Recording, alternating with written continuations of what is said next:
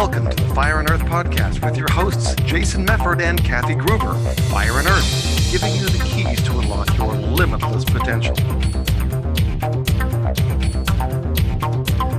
Welcome to another episode of the Fire and Earth podcast. I'm your co-host, Jason Mefford.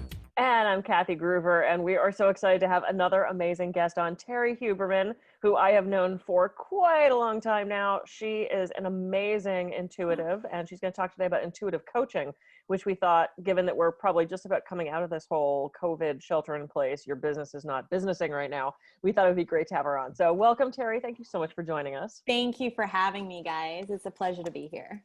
Good. So, hey, why don't you tell us a little bit about how you got into what you do, and then we'll start peppering you with questions, because I know Jason is looking forward to being. I've got lots of questions, I'm sure.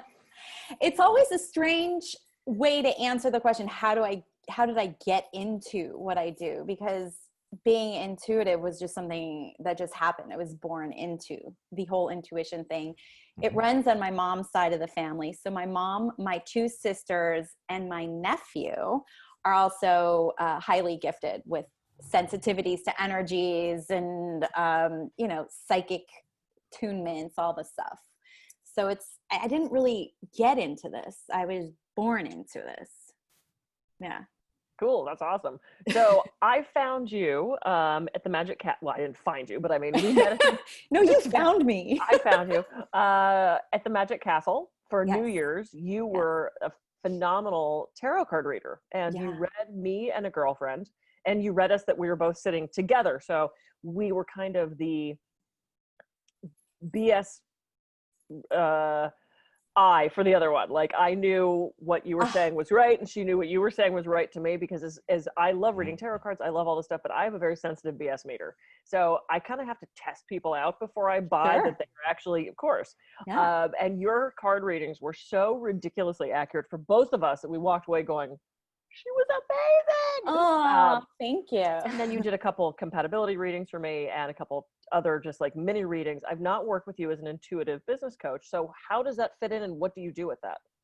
Well, I mean, it's all energy. That's all everything is. I mean, the tarot cards that I use, any type of psychometry where I hold objects, those are just tools. Mm-hmm. So I don't actually need those, because I'm able to tap into your electromagnetic field. So every human being is an electrical, not socket, I would say, but we're like batteries that are walking around. So we emit energy. And so all energy are light waves, right? And on each wave is just data and information. That's it. Information from your past, your present, and potentials and possibilities for your future. But of course, that's always based on your current reality and the choices that you make. So all I'm able to do is sort of lull the conscious part of myself and tap into your energetic frequencies and just take the data off of those waves and just go, oh, okay. I mean, that's it in a nutshell. I don't know how funny that is, but it's a nutshell. No, it's great. It's great. It sounds so easy for somebody who's born into it, and the rest of us are like, how do we do this? Okay, that's very Right? fair. That's very fair. But everybody is born with that talent, ability, and skill. You just got to develop it. Even I had to develop it myself. So it's a muscle. The more you use it, the better you're going to get at it. The stronger you'll get. That's all. Well, it's interesting because you brought up, about kind of, blocking your consciousness out so you can kind of see the energy. And I was actually listening to somebody this last week or whatever, and he mentioned even about like visual, about when he goes into more of a soft gaze, he's able to see the energy more. And I kind of sat there and thought about that, and I'm like, oh, okay, this makes a lot of sense too. Yeah. But, I guess how does that kind of come through, or maybe help us learn? Because I know that's one of the things in my belief statements that I'm actually writing down each day relates to intuition, and the fact that I want to be more open to actually feeling and receiving, that information so that I know what to do. I receive daily inspiration, I act on it, and I get clarity from doing that. So, how do we do that more, and how does that kind of come into the intuitive coaching that you do, Yeah, as well? that's a fabulous question. So the first thing you have to do is take yourself out of the equation. Okay. Right? So the best way to do that is to get out of your head.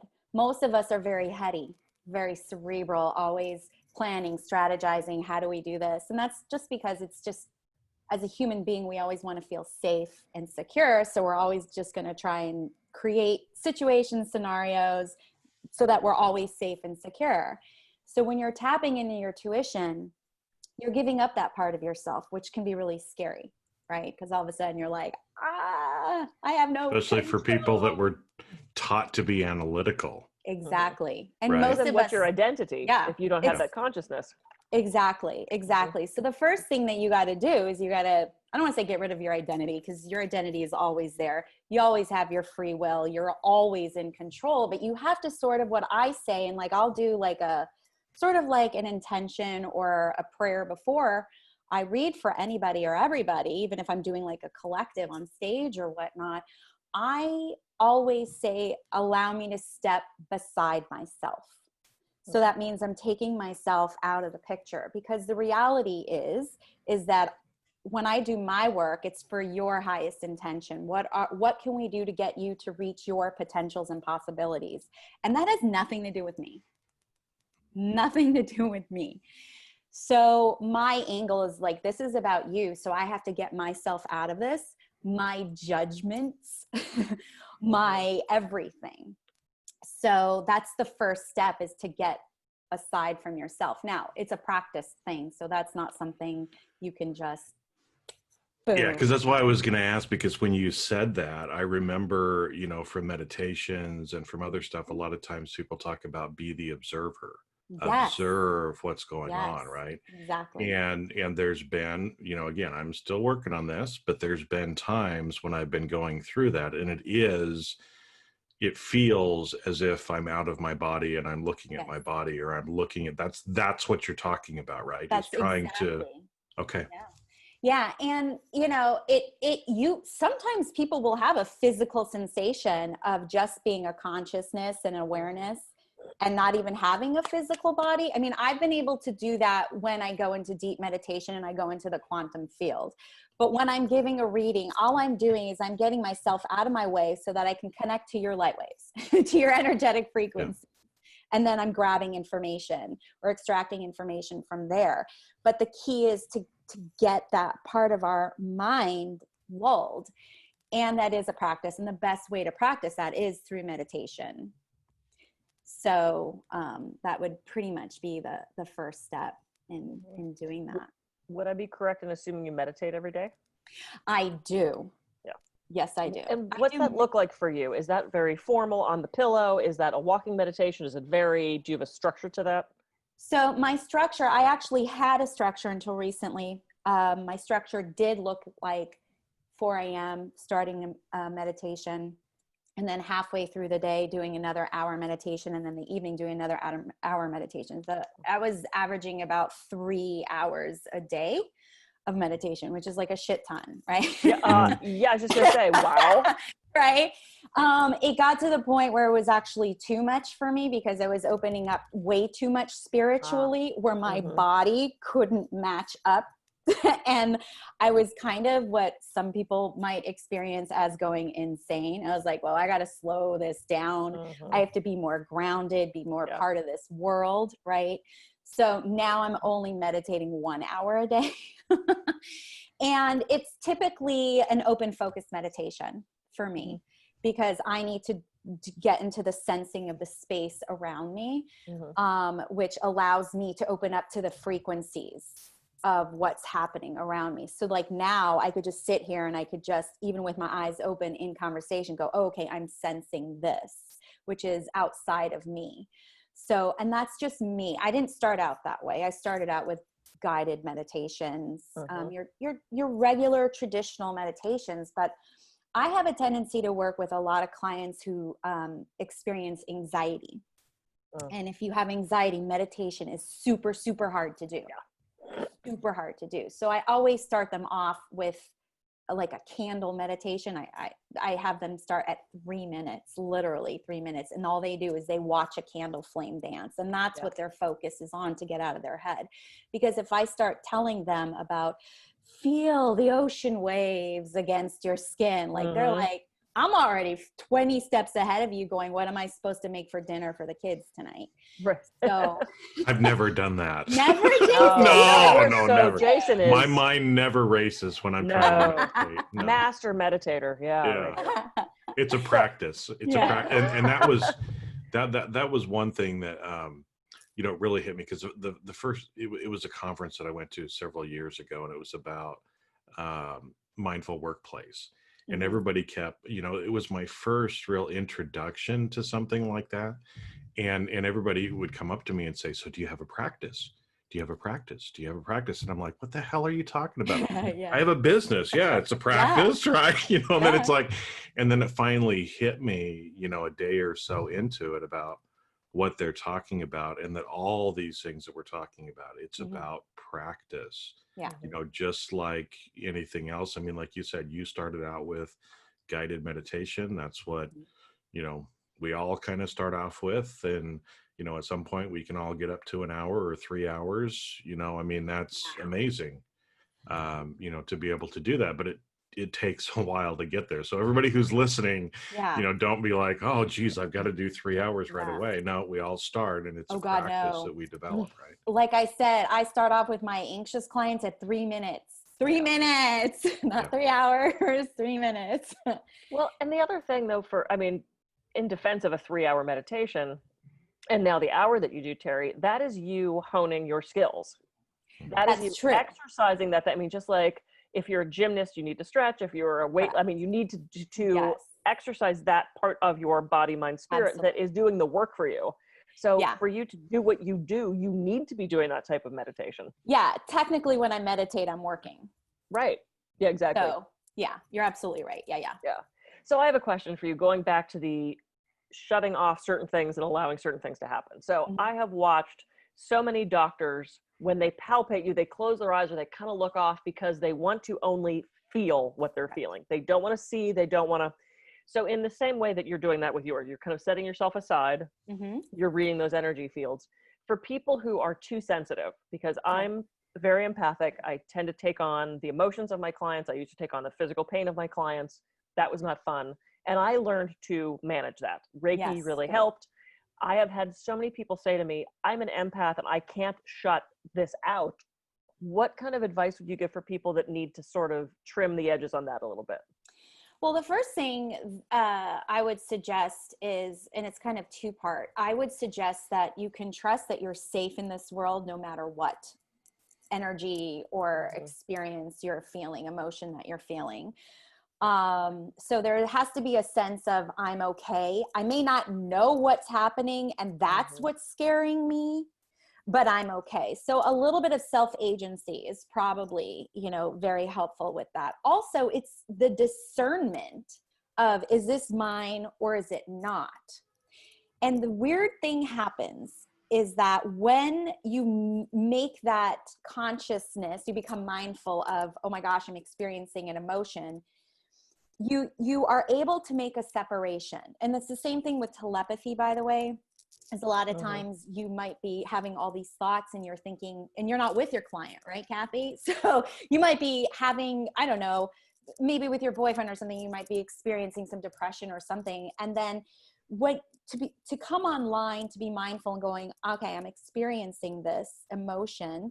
And then asking yourself, is this mine or is it not? Immediately that energetic cord is disconnected if it's not yours, because you're having a conscious awareness. So if it's yours, then, you know, you got to take care of it. But if it's not yours, then you can dismiss it and you can observe it, right? But even before doing that, you should do some sort of filter or some sort of protection, or it's what it is boundary setting. It's just not tangible. So it's not like I can put up a gate in front of you. Like right now, social distancing, totally, you know, boundarizing, right? Yeah. But I love that word. Boundarizing. It's official. You can use it anytime. Perfect. Let's do it. But, you know, it's this non-tangible boundary that you need to set with yourself. And then if you are, you know, spiritually minded, you know, with source, creator, God, goddess, whoever you believe in or trust in your higher power. So it's boundaries. It is boundaries. That's great. Yeah, it was tough when I first started my practice because I would feel everything. Yeah. And I remember actually heading to go have knee surgery. And I was in the car, my ex-husband, then husband was driving, and all of a sudden I felt this wave of anxiety, and I'm thinking, I'm totally relaxed about my surgery. What the hell's that about? And then I look over at him and he's like, oh, we're gonna be fine. I mean, I was feeling his anxiety, and I finally turned him and I went, you need to calm the fuck down. Yeah. Because you're freaking me out. You know, it's like, I realized it wasn't mine. It was, I could feel his anxiety. And people who I'm close to, even that I haven't seen in years, every once in a while I'll go, wonder how Steve is. Oh, I wonder how my friend Tina is. Because I feel that. Yeah, and that's more telepathy, by the way. Yeah, that's more telepathic. I appreciate it because it helps me tap into, and helps me help people heal. But there are times where I'm like, oh my God, everybody be quiet, which I'm sure maybe you have that experience too. You know, well, it sounds like that was part of the 3 hours to the 1 hour too. Probably, well, right? Yes. When I first, so the other talent that I have is I'm able to connect with people who are no longer living. So I have spirits that come to me, and that developed later in my life. I was closer to my 40s. It got to a point where spirits were coming to me all the time. Hey, tell this person this, tell this. And I was like, I'm a human being that has to do human things. So for me, my boundary had to become very physical and tangible. So what I would do is I would wear a ring that I designated. Anytime I was wearing this ring, spirit, you're not allowed to come. And no, I was like making myself a professor having office hours. So when I would take off the ring, come on down. Office hours. Yeah, that's really great. That's a boundary. That's a boundary. So that was something I had to create and learn, you know? Yeah. Sometimes it is just an experiment because you don't like pick up the yellow pages and find an empath coach person to help you through that often. I'm glad I found you. Yeah. So how does this tap into business? How does this tap into helping people grow their businesses, hone their businesses? Yeah. Well, what happens a lot of the times is people get scared when an opportunity comes up, and so they can actually talk themselves out of the opportunity, right? So that means you're being in your head about it, right? So it's a matter of learning and discerning, connecting to your body so that your body can speak first for you. So in other words, you may have this really great feeling about an opportunity or a client maybe that you want to take on, but your head is like, well, no, because last time this happened and you talk yourself out of it. Whereas your body is saying like, this feels right, but you're coming from your head going, So I really feel that if you're not using your intuition, you're not only getting away from your purpose, but you are not capitalizing and optimizing your business, your sales, or whatever it is. So you'd be surprised what you will talk yourself into and talk yourself out of, but that's this. Oh, I'm not surprised at all. Yeah. Well, okay, you're not, but that's why I'm trying to work on this, right? Yeah, but a lot of people don't care or they don't understand, you know, and then they go back and they reassess and they're like, why didn't I do that? I mean, it felt right. Well, that's because you didn't go with your feeling. You went with your thought. So had you gone with your feeling, and your feelings will never betray you or lead you off on the wrong path. Never. Well, so let me ask. I'm trying to take notes here at the same time too, because it's like I don't want to forget any of this stuff. But so I guess let me kind of just explain kind of the way that I was thinking about or how I've been going about it, right? To see, is this the right way, or what do I need to do? Because again, I mean, I know I get in my head a lot. I overthink. I'm analytical, you know, by nature. I was taught that in my profession. And so now, you know, again, it's more like you said, you know, go with your feelings, not with your thoughts, because we can talk ourselves out of anything. So, again, I mean, I'm saying these belief statements to myself each day that I'm receiving inspiration, I'm acting on it, Mm-hmm. and then I'm getting clarity. Because that's kind of what I've been taught too, is when the inspiration comes, you can sit there and think about it, but we don't know if it's right until you actually do something and the clarity comes afterwards, right?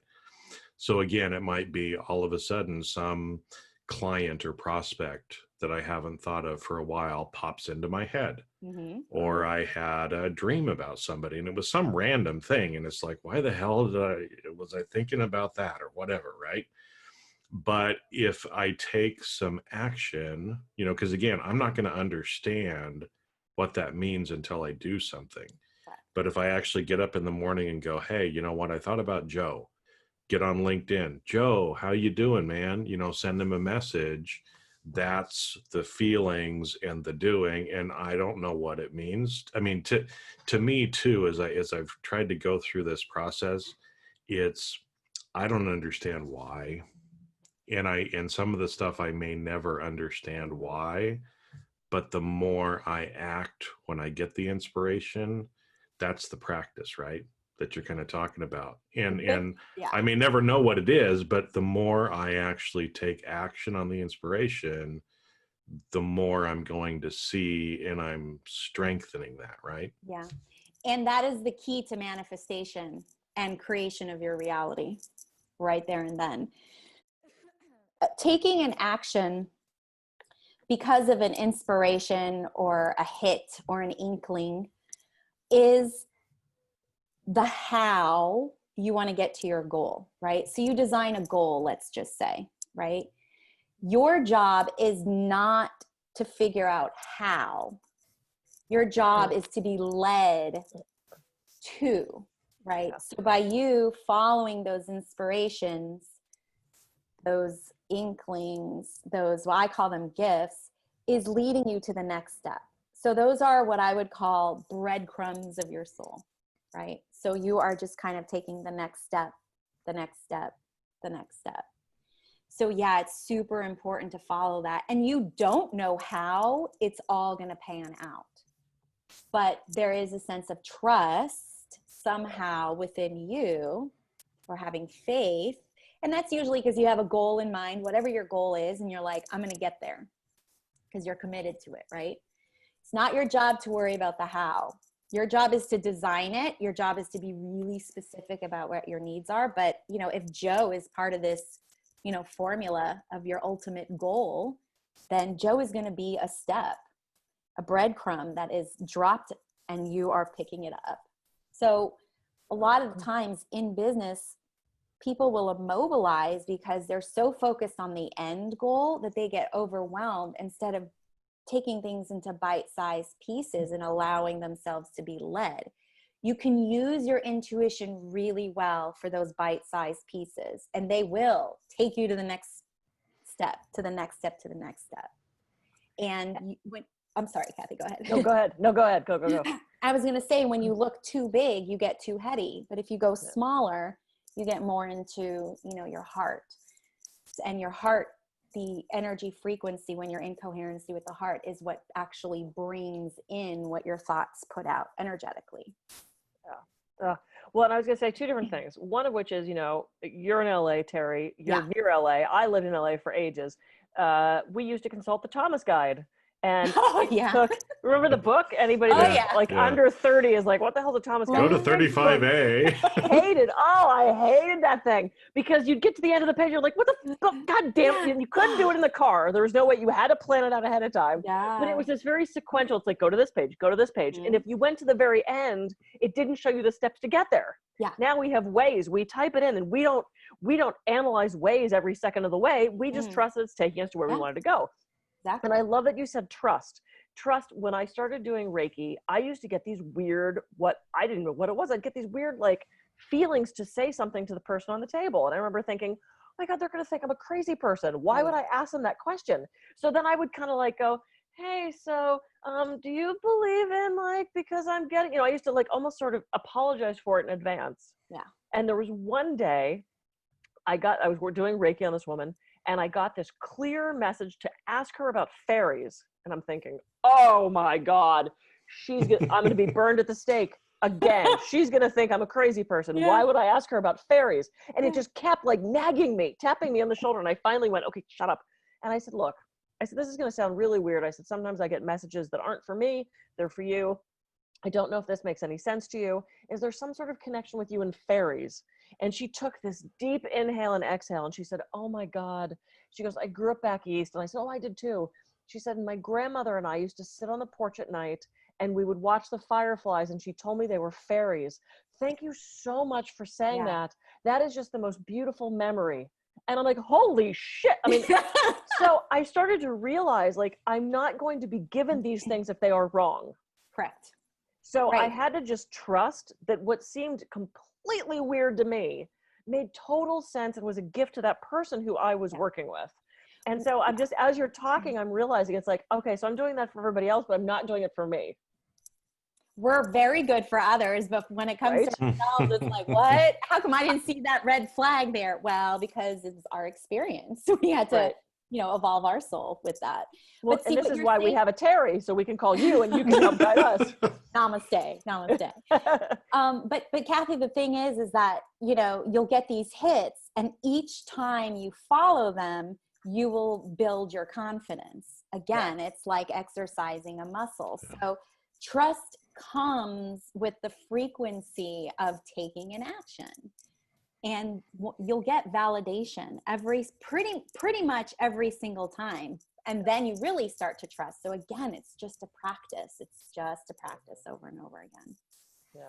Well, that's why, because cause and effect have been in like the last 3 or 4 books that I've read over this last month. Cause and effect. Oh yeah, this keeps coming up in everything that I'm reading, and so that's where, again, this all ties into this as well, right? To where, again, well, we only get so like what I'm meaning is, like, with the goal, right?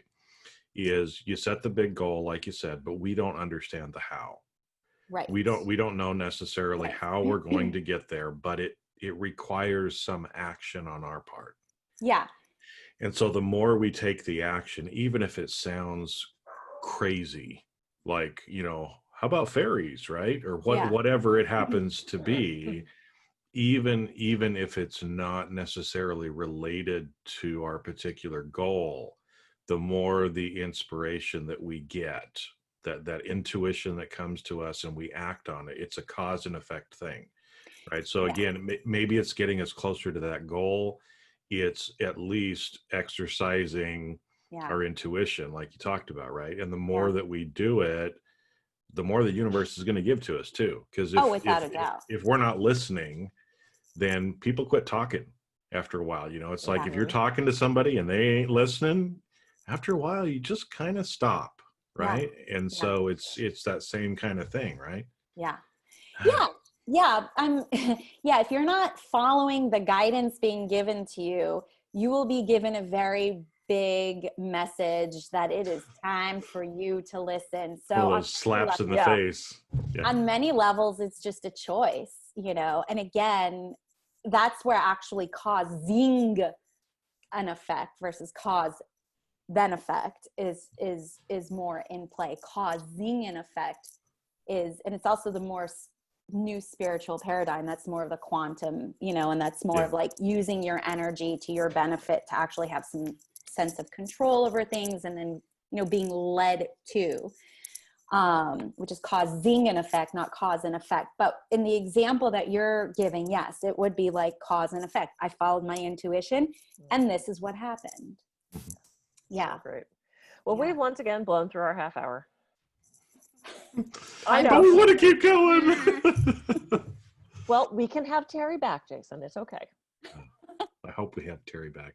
No, this is actually, it's like I said, this is one of those things that I'm really trying to work on myself, because again, the whole idea of, working hard is not necessarily how you manifest. It's more, again, coming up with the goal, trusting in the universe, getting that inspiration, flexing those muscles. I wish I understood the how, but we'll never. I overthink we're human. it. It's we're not human. possible. We can't, right? And when you think about the huge collective energy in the universe, we cannot comprehend it with our mind the way that it is. Nope. I mean, With our mind, right? with Oh, our spirit soul dropping can, hints but for the it's next episode. but it's hard to put those things in words too, right? I mean, Yeah. that's why a lot of times people that have very spiritual experience, they don't even have the words to express what they just felt or experienced. Yeah, absolutely. Awesome. All right, Terrie. So how can everybody reach you? I know you're doing on Instagram, you were doing your weekly energy reading. Are you still doing that? Yeah, so I do a weekend and weekday energy reading. I also have a website, terriehuberman.com. So you could either book a reading or you could do more long-term coaching where we can really get into this and help you reach all your goals and discover blind spots. That's the biggest thing, because we think we know what our problems are and then boom, surprise. So that would be terriehuberman.com. So I have an intuitive coaching package page that you can check out. And then you could also book individual one-on-one private readings. And I do parties, all the things. Yeah. And I swear, I mean, your readings are so incredible. The compatibility readings, I've had you do 2 compatibility readings for me. Yeah. They were so ridiculously right on. Oh, good. And one relationship I'm still in and one I'm not. Okay. And the one I'm not, I can now look back and go, oh yeah, she called that one. Oh, I'm sorry. No, it's great. Blind spot. Yes. Yeah, so it's amazing. Anyway, okay, this has been another great episode. I'm Kathy Groover. I can be reached at kathygruver.com. And I'm Jason Mefford. I can be reached at jasonmefford.com. So go out, tap into your intuition, start practicing, exercising it,